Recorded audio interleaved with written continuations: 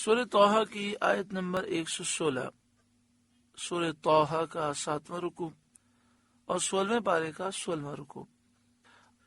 وَإِذْ قُلْنَا لِلْمَلَائِكَةِ اسْجُدُوا لِآدَمَ، اور جب ہم نے فرشتوں سے فرمایا کہ آدم کو سجدہ کرو، فَسَجَدُوا إِلَّا إِبْلِيسَ أَبَى، تو سب سجدے میں گرے مگر ابلیس، اس نے نہ مانا، یعنی ابلیس نے سجدہ کرنے سے انکار کیا۔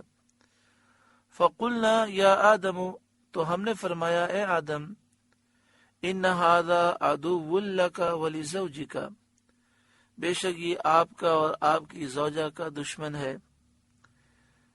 اس سے معلوم ہوا کہ جو فضیلت اور شرف والے ہوں ان کی فضیلت کو تسلیم نہ کرنا یہ حسد اور دشمنی کی دلیل ہے۔ صاحب فضل اور شرف کی تعظیم اور احترام بجا لانے کے بجائے اعراض کرنا یہ بھی دلیل ہے حسد اور دشمنی کی۔ اس آیت میں شیطان کا حضرت آدم علیہ السلام کو سجدہ نہ کرنا آپ کے ساتھ اس کی دشمنی کی دلیل قرار دیا گیا۔ فَلَا يُخْرِجَنَّكُمَا مِنَ الْجَنَّةِ فَتَشْقَىٰ، تو ایسا نہ ہو کہ وہ آپ دونوں کو جنت سے نکال دے پھر آپ مشقت میں پڑیں۔ یہاں مشقت سے مراد یہ ہے کہ پھر اپنی غذا اور خوراک کے لیے زمین جوتنی پڑے، کھیتی کرنی پڑے، دانے نکالنے پڑے، پیسنے پڑے، پکانے کی محنت میں مبتلا ہو۔ چونکہ عورت کا نفقہ مرد کے ذمہ ہے، اس لیے اس تمام محنت کی نسبت صرف آدم علیہ السلام کی طرف فرمائی گئی۔ یہاں فرمایا گیا کہ ایسا نہ ہو کہ شیطان آپ دونوں کو جنت سے نکال دے، فتشقى، پھر اے آدم آپ مشقت میں پڑ جائیں۔ تو اس میں اشارہ یہ ہے کہ عورت کے نفقے کی ذمہ داری مرد پر ہے، تو مشقت کی نسبت حضرت آدم علیہ السلام کی طرف کی گئی۔ ان لک الا تجوع فیہا، بے شک آپ کے لیے جنت میں یہ ہے کہ نہ آپ بھوکا رہیں، ولا تعرا، اور نہ ہی برہنہ رہیں، یعنی نہ جنت میں آپ کو بھوک لگتی ہے اور نہ ہی کپڑے تبدیل کرنے کی حاجت ہوتی ہے۔ ولا تعرا سے مراد یہ ہے کہ کپڑے جب سے آدم علیہ السلام پیدا ہوئے جنت میں گئے آپ کو کپڑے تبدیل کرنے کی حاجت نہیں ہوئی، کیونکہ جنت میں کپڑے میلے نہیں ہوتے۔ وَأَنَّكَ لَا تَظْمَأُ فِيهَا وَلَا تَضْحَىٰ، اور یہ کہ آپ کو نہ اس میں پیاس لگے نہ دھوپ، ہر طرح کا آرام اور ہر طرح کی راحت جنت میں موجود ہے۔ نہ محنت کرنی ہے، نہ مشقت کر کے روزی کمانی ہے، ہر طرح سے پریشانیوں سے آزاد رکھا گیا۔ تو آپ جنت میں ہیں، اس بات کا خیال رکھیں کہ شیطان آپ کا دشمن ہے، کہیں آپ کو جنت سے نہ نکال دے۔ فوسوس الیہ الشیطان، تو شیطان نے آدم علیہ السلام کو وسوسہ دیا۔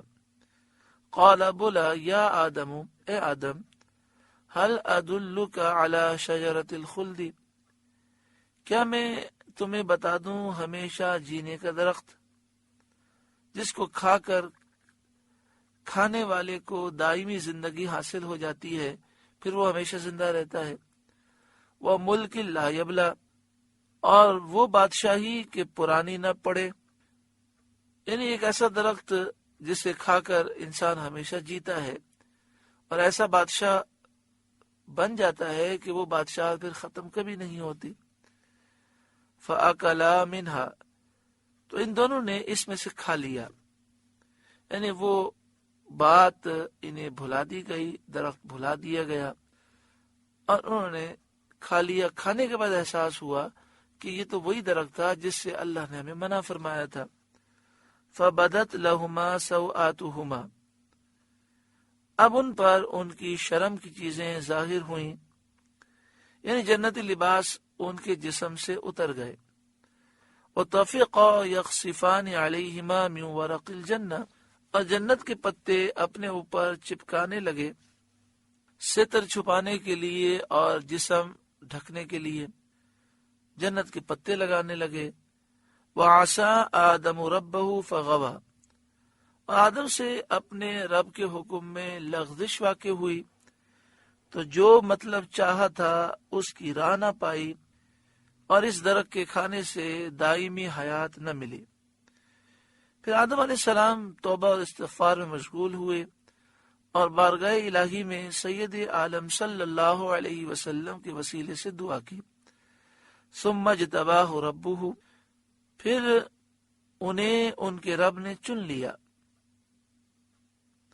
فتاب علیہ، تو ان پر اپنی رحمت سے رجوع فرمائی، وہدا، اور اپنے قرب خاص کی راہ دکھائی۔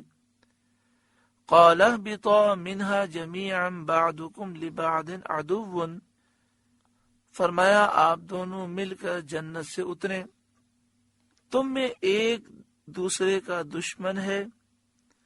فَإِمَّا يَأْتِيَنَّكُم مِّنِّي هُدًى، پھر اگر تم سب کو میری طرف سے ہدایت آئے، کتاب آئے، رسول آئے، فَمَنِ اتَّبَعَ هُدَايَ، تو جو میری ہدایت کی پیروی کرے گا، فَلَا يَضِلُّ وَلَا يَشْقَى، وہ نہ بہکے گا اور نہ بدبخت ہوگا، یعنی دنیا میں وہ سیدھی راہ سے ہٹے گا نہیں اور آخرت میں وہ بدبخت نہیں ہوگا، کیونکہ آخرت کی بدبختی دنیا میں سیدھے راستے سے ہٹنے کا نتیجہ ہے۔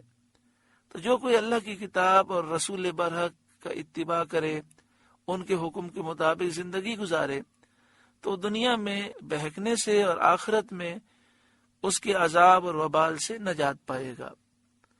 وَمَنْ أَعْرَضَ عَنْ ذِكْرِي، اور جس نے میری یاد سے منہ پھیرا اور میری ہدایت سے روگردانی کی، فَإِنَّ لَهُ مَعِيشَةً ضَنْكًا، تو بے شک اس کے لیے تنگ زندگانی ہے، دنیا میں بھی تنگ ہے زندگی، قبر میں بھی اور آخرت میں بھی اور دین میں بھی۔ دنیا کی تنگ زندگانی یہ ہے کہ ہدایت کا اتباع نہ کرنے سے بندہ گندے کاموں میں، عمل بد میں اور حرام میں مبتلا ہوتا ہے۔ اسی طرح وہ قناعت سے محروم ہو کر لالچ میں گرفتار ہو جاتا ہے، اور اتنے سارے اسباب، سامان اور مال ہونے کے باوجود اس کے دل کو فراغت نہیں ہوتی اور دل کا سکون میسر نہیں ہوتا۔ دل ہر چیز کی طلب میں، تلاش میں آوارہ ہو جاتا ہے، اور لالچ کے غموں سے اسے چھٹکارا ہی نہیں ملتا، وہ یہی کہتا رہتا ہے یہ نہیں وہ نہیں، حال تاریک اور وقت خراب ہوتا ہے۔ مومن جو متوکل ہے، اللہ پر بھروسہ کرنے والا ہے، اس کو جو سکون اور فراغت حاصل ہوتی ہے وہ کافر کو حاصل نہیں ہوتی۔ مومن کے لیے اللہ تبارک و تعالی نے جو زندگی عطا فرمائی دنیا میں، اسے حیات طیبہ فرمایا۔ فَلَنُحْيِيَنَّهُ حَيَاةً طَيِّبَةً، اور حیات طیبہ سے یہ مراد ہے کہ مومن دنیا میں سکون سے رہتا ہے، اور اللہ جس حال میں رکھے وہ اس حال میں خوش ہوتا ہے۔